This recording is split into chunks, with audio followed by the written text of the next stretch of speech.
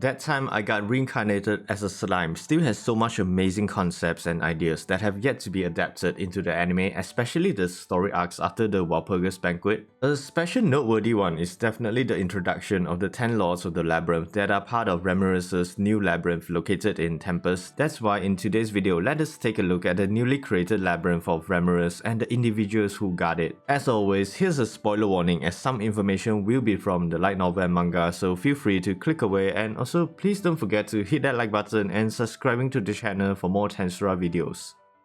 世界のバランスを保つものなのだよ。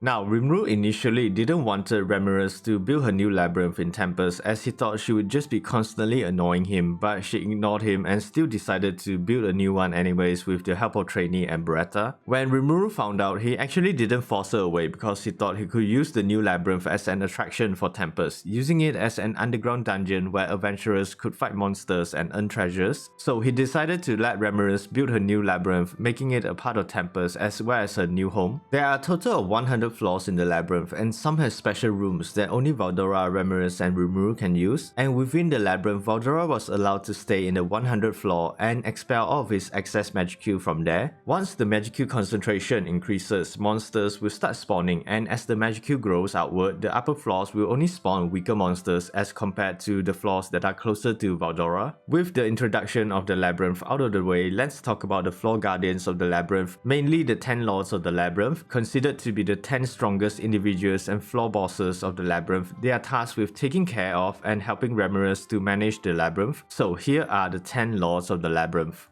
Starting off, we have the Insect Kaiser ZEGION. He's the overseer of the 10 Lords of the Labyrinth and is the strongest one in the Labyrinth besides Valdora. He belonged to the insectoid race, and before he joined the Labyrinth, he was just a stag beater that lived in the Great Jura Forest. Rimuru actually found him on the verge of death one day in the Great Jura Forest trying to protect the Wasp Apito. Rimuru decided to help the both of them by giving them some of his slime flesh while also naming them. ZEGION and Apito managed to grow in power after being named and was then recruited by Rimuru to join the labyrinth. ZEGION served as the guardian of the 80th floor while Apito was responsible for the 79th floor. During his time in the labyrinth, he constantly trained and fought against Valdora, which caused him to evolve, and he managed to gain a new humanoid form. When the Eastern Empire had attacked the labyrinth, ZEGION had awakened in his humanoid form and he easily took out the enemies who prior had already defeated Apito and ADALMAN. His strength was recognized by the other labyrinth lords, so he was promoted and given the new role of overseer of the 10 lords of the labyrinth. After the Eastern Empire was defeated, Rimuru gave ZEGION 100,000 souls and the title of Mist Lord, which caused him to evolve into a true Demon Lord and getting the ultimate skill, Illusion King MEPHISTO. Then we have Apito, the Insect Queen. She's from the Army Bee race, one of the most dangerous species of insect-based monsters. Apito would encounter Rimuru when he was strolling through the Great Jura Forest one day after he found her along with ZEGION heavily injured. Rimuru helped them by giving them some of his slime flesh while also naming them. Because of this, Apito sees Rimuru as their savior and is truly loyal towards him and devotes herself to gather honey for him. She was also tasked by Rimuru to protect the Trian village in the Great Jura Forest, but later she was recruited along with ZEGION to take care of the forest inside the labyrinth. During her free time, she would train with ZEGION and Valdora, which made her evolve, and she managed to gain a humanoid form. She would later encounter Hinata when she brought her holy knights to train inside the labyrinth. They fought each other, but sadly Apito was defeated by Hinata. Apito then asked Hinata to train her, which she gladly accepted, and they would somewhat become good friends. When the Eastern Empire attacked the labyrinth, Apito faced off against Minute, but she lost and had died. But because she died inside the labyrinth, she wasn't actually killed and would be later revived by Ramiris using the resurrection bracelet. Next, we have the Fox Spirit Kumara, the guardian boss of the 90th floor of the labyrinth. Initially, she was from the monster country bordering the Eastern Empire and Demon Lord Claimant's dominion, but it was destroyed by the Eastern Empire later on. She was captured by the Eastern Empire and sold to Claimant, and was then enslaved to serve as his bodyguard. During the Walpurgis Banquet, she was summoned by Claimant to fight against Rimuru and Ranga, but Ranga had sensed Kumara calling for help, so he asked his master to break the control over her. He successfully broken the control, and she was put under the care of Ranga, and after Claymore was killed, Rimuru brought her to Tempest where he subsequently gave her the name Kumara. After receiving her name, she grew her tails up to 9 and she also asked Rimuru to name all the creatures which were part of her tail, making her the only subordinate of Rimuru to have received a total of 9 names. When the Eastern Empire attacked the Labyrinth, she fought against Kansas, the man responsible for wiping out the monster country, whereby she showcased her new powers to defeat Kansas and avenging her home. After the battle, Rimuru awarded her with 100,000 souls and the title of Chimeric Lord, evolving into a true Demon Lord and had acquired the ultimate skill Mythical Beast King Bahamut. Moving on to the 4th Labyrinth Lord, we have ADALMAN. Known as the Immortal or Undead King, he used to be called the index finger of Claimant's 5 fingers that protected his dominion from enemies, but he's now a floor guardian of Ramiris' Labyrinth. When Tempest invaded Claimant's dominion, ADALMAN had fought against Shuna, but he was defeated by her and she managed to purify the curse that bounded him to Claimant's dominion. After seeing Shuna's faith in Rimuru, he wanted to serve him, but in a more fanatical way because he actually sees Rimuru as a god and worship him as one. He was given the task of being the guardian of the 60th floor, but then he was easily defeated by Hinata's party and the team sent by the Kingdom of Ingratia. Rimuru realized that ADALMAN became weaker because he couldn't use holy magic anymore, so he helped ADALMAN to develop the extra skill Holy Demonic Reversal, which now allowed him to essentially use holy magic again. After seeing how strong he had become, Rimuru decided to move him to become the guardian of the 70th floor along with the Death Paladin Albert and his pet Death Dragon. Although he grew stronger, ADALMAN still lost to the Imperial soldier Krishna during the Eastern Empire attack on the Labyrinth. However, Rimuru still rewarded him with 100,000 souls and the title of Gehenna Lord, which allowed him to awaken as a true Demon Lord. He also acquired the ultimate skill Book of Magic Necronomicon.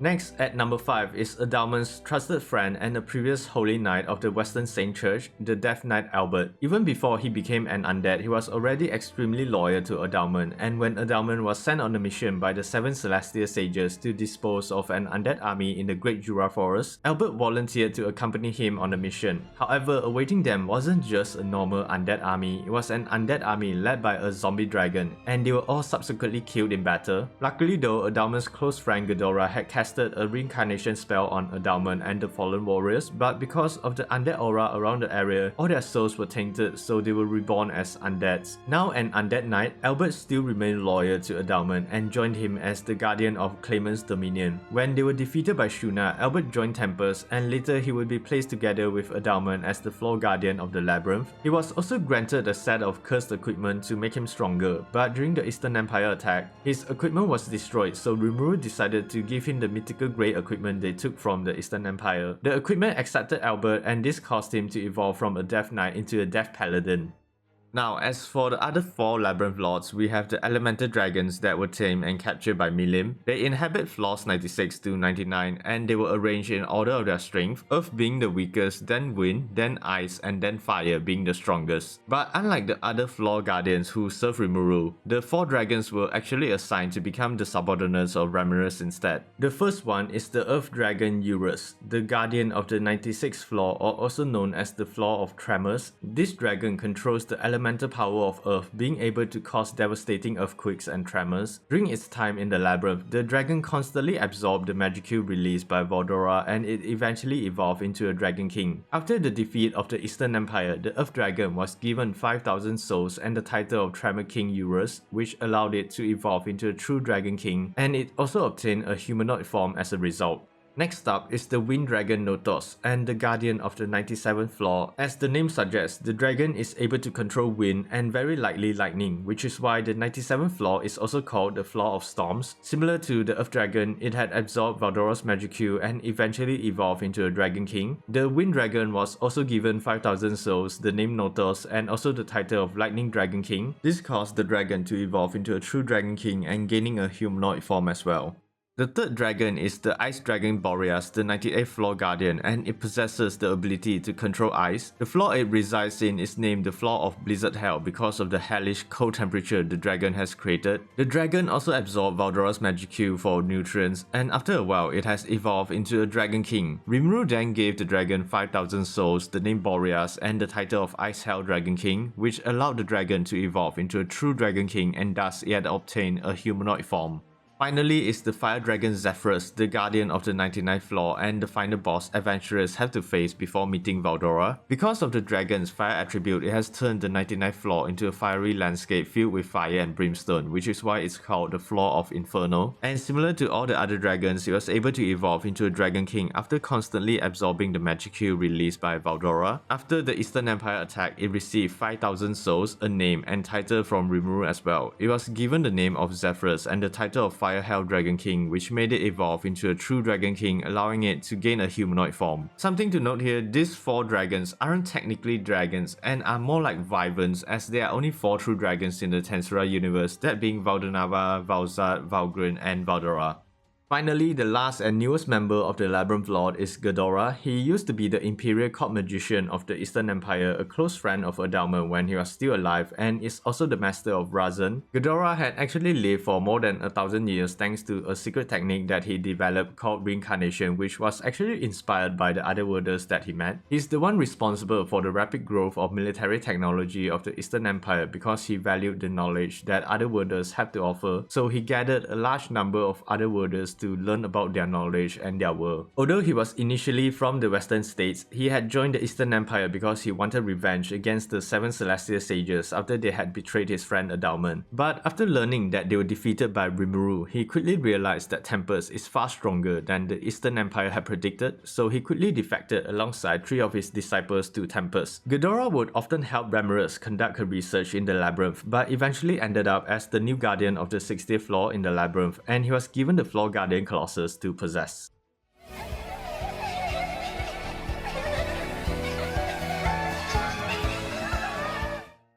So yeah, that's basically it for the 10 Lords of the Labyrinth. They are definitely an interesting bunch and just goes to show that Tensura still has so much more left to offer. What do you think of the Lords of the Labyrinth and who is your favorite one? I would love to hear your thoughts down below and hopefully you enjoyed the video. And please don't forget to give the video a like, subscribing to the channel and hitting that notification bell for more future Tensura videos. Thanks for watching and as always, stay safe everyone.